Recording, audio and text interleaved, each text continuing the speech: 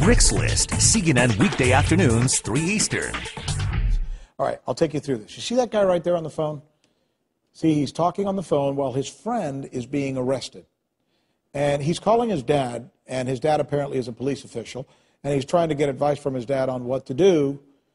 And it doesn't look like he's being aggressive, but watch. A cop is about to go up and punch his lights out. Here comes the cop, and now watch. Does it look like he, boom, boom, and now to the ground he goes. There is a lot on this story. Michael de Herrera is the fella in the phone, and guess what? He's called into us, and we've got him now on the phone again, taking us through this. The police officer says, in fact, I have one of these things right here. I'm going to read you what we're told the police officers say. They say that you spun to your left, attempting to strike me in the face, and that your fist was closed. Now, we'll show that video again, but you, as we watch this video, take us through your version of what was going on here, Michael. Well, it all happened really quickly. When I did call my dad, I was in a very frantic state. As you can see in the video, I was waving my hands. I was yelling into the phone saying, "Dad, they're beating up Sean. They're beating up Sean." My father was awoken by the phone call, so all he had to say was, "Calm down. I can't understand you. I can't understand you." And I just continued to say, "They're beating up Sean. They're beating up Sean." And by that time, that's when the cop is over there, and then that's when he takes me down. But so did you, well, let's watch this together again. Do you attempt at all to hit him or strike him? No, not like boom, it's boom. Clearly on that video, one of my hand is holding my phone, the other hand is holding my arm that's holding my phone. There's no closed fist, there's no blading of my body. If anything, I become introverted into myself. All right, let me read you something else then. All right, here's something else that comes from the police. They say they have a witness that says that you, de Herrera, pushed another officer moments earlier, and that the officer who hit you feared that you would do it again, that you were about to strike him.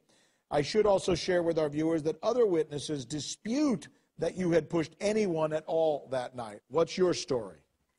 Actually, I did not touch any officers on location. I would never.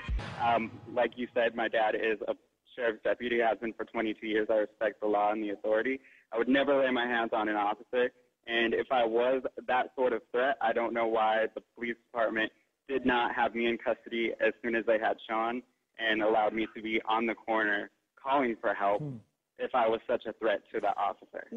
Right there when you're talking, are you threatening the officer in any way? Are you speaking directly to him? Are you saying something to your dad about the officer that would make him feel threatened? No, not at all. I said, "They're beating up Sean. They're beating up Sean." That's all you said? That's all I said. What do you make of the fact that the officer's already been disciplined? I don't think it was the right disciplinary action that should have been taken. It really... Go ahead. What would you want done?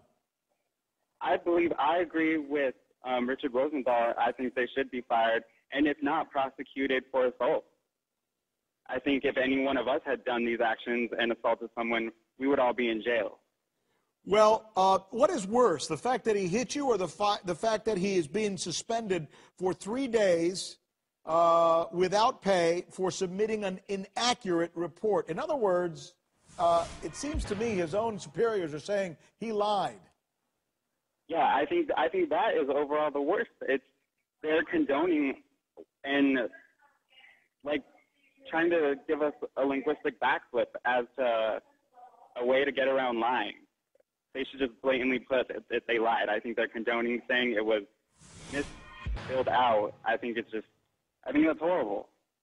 So you're saying he tried to cover his tracks by saying that you tried to strike him, and further that you were a threat because you had struck somebody else, when you're here to say neither of those things were true. No, and I think the video speaks more than anything. You can clearly see I'm not a threat. I don't interact with him in any way to lead him to believe that I'm a threat, and I don't make any actions previous to the video.